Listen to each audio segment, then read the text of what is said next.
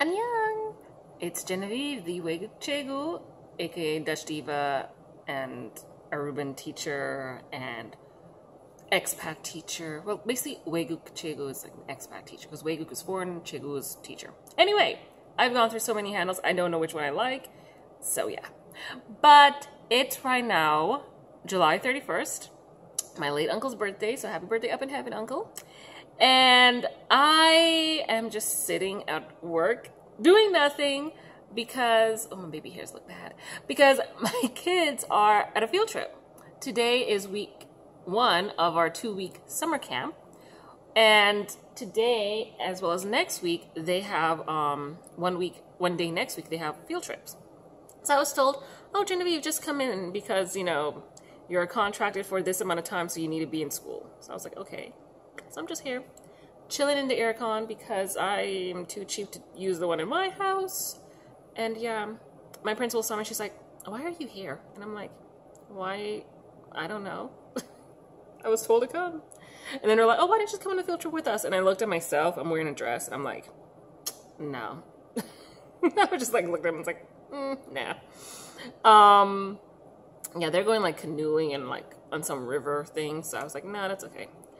So I was going to start doing my balloon fish activity for tomorrow's class, but then I'm like, I don't want to start it because it involves like flour and all this stuff, and then I get a call from the head office and they're just like, oh, you can go home early.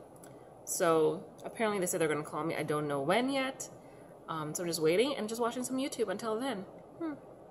So this is something that if you are planning on coming to teach in South Korea, whether it's the public schools or the hagwons, the private academies, just expect things to be done at the last minute, and you're just going to be like, huh? So that's just how it works over here, okay? And I'm filming on my phone right now because I didn't walk with my camera. I have a little tiny old point and shoot, so yeah. And I'm too cheap to buy a new one. I'm so mad my other camera broke. That was a really nice camera, and I dropped it day 1. I wasn't even in Japan for like more than 20 minutes, and I dropped my camera. So, and I don't feel like buying a new one. All right, so I will continue these vlogs. I know I've said a million and gazillion times I'm going to start editing all this stuff I've got, like all my videos from when I went to Japan, the vlogs, the Disney stuff. But the thing is, YouTube changed their editing program, because that's what I use. I used to use YouTube Editor. And I have no clue what they're doing now. So I have all of these files. I don't know if I want to upload them like bit by bit because I don't know how to combine all these individual files, because that's what I did. As soon as I took a video, I would upload it onto YouTube.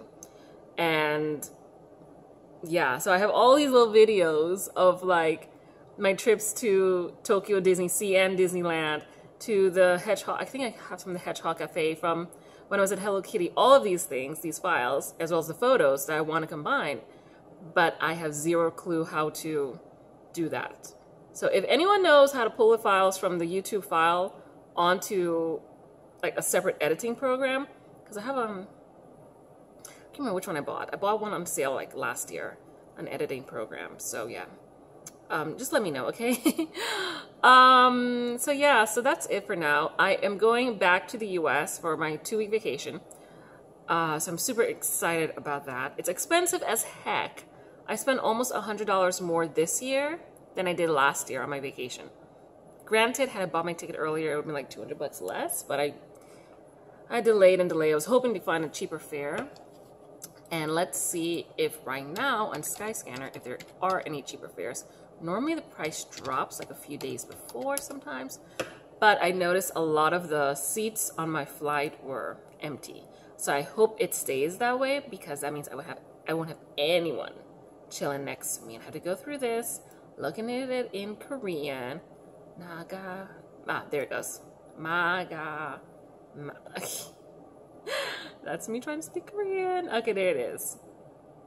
Miguk, America. Okay, English. Okay, there we go.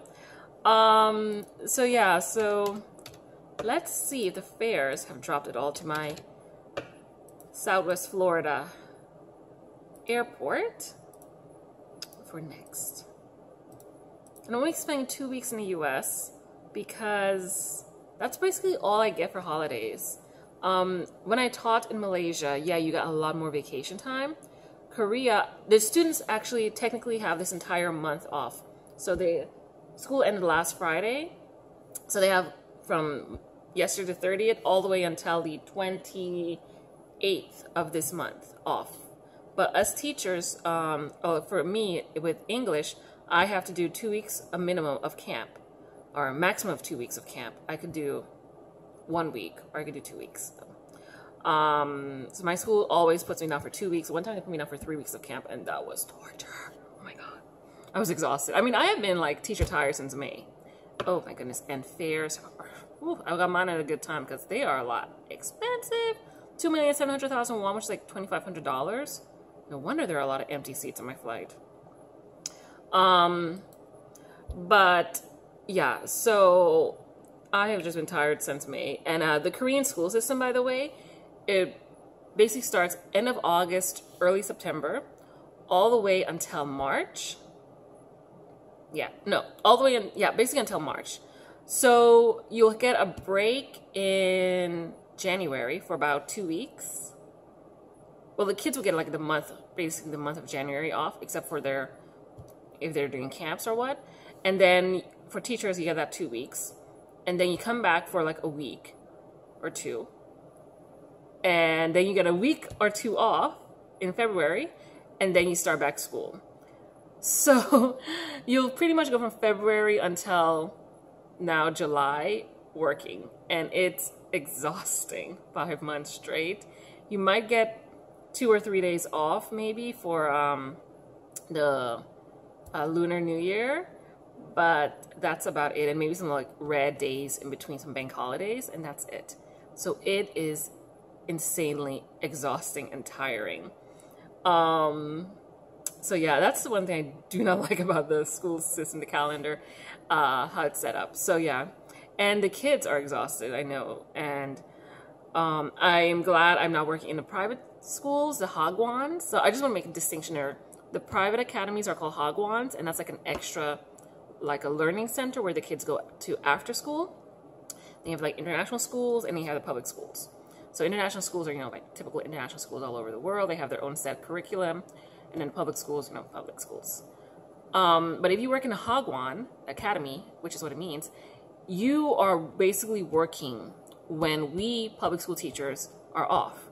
So you will only get, instead of 2 weeks like what I'm getting for winter or summer vacation, and summer vacation, you only get 1 week each. So you only get 2 weeks a year, plus your Chuseok, which is the Korean Thanksgiving, and Lunar New Year, and any other red days off. So you're basically working almost every day teaching. I did that for a year. I was so burnt out. My hair was falling off and literally was falling off in chunks. So it's really stressful. I know some people like it, but because you get smaller classes and your schedule is different. It could be before or after school, depending upon what hagwon you're working at. Like, for example, I worked at a kindy hagwon. So I was working from 8:30 until 6:30 teaching. And I sometimes would have 9 classes back to back. So it was really, really exhausting. And that's a hagwon system. I forgot what they're called in Japan and Taiwan, but they have something similar as well. All right. So that's just a little heads up. And, you know, as a teacher, and then you get exhausted. So at least in public school, we have these times when they're called deskwarming. Basically, because we're contracted for X amount of time, we just have to come in and sit down at our desk, you can see. So, yeah, because we have to fulfill our contractual hours. Some principals will be like, oh, no, don't come in because they don't want you to use electricity or whatever. And they think it's stupid. But most principals will be like, no, you're under obligation by the county, by the contract, so you have to come in. So yeah, so at least that's one of the pluses for public school. And I was able to get, like, you can, if you're starting like graduate work or whatever, you can take this time. This is your time basically to do whatever you want to do if you finish all your lessons. If you're working in private schools, academies, the hagwons, you don't really have that opportunity because it was basically work, work, work, work. Especially the one I did, the hagwon I was at, and you have like 9 different classes, 9 different lessons, and that's every single day that you have to plan. Bam, bam, bam, bam. All right, so I hope that gives you guys some little ideas about what it's like teaching as an expat teacher here in Korea, as a foreign English teacher. Let me know if you have any comments. I know I went all over the place, but that's how I think. So yeah, and yeah, I'm just gonna hang up now. And I'm filming vertically, not horizontally, because my phone's weird. I don't know. All right, bye. Oh, and if you like more and want to see more of these types of videos, just like, comment, subscribe below. Bye.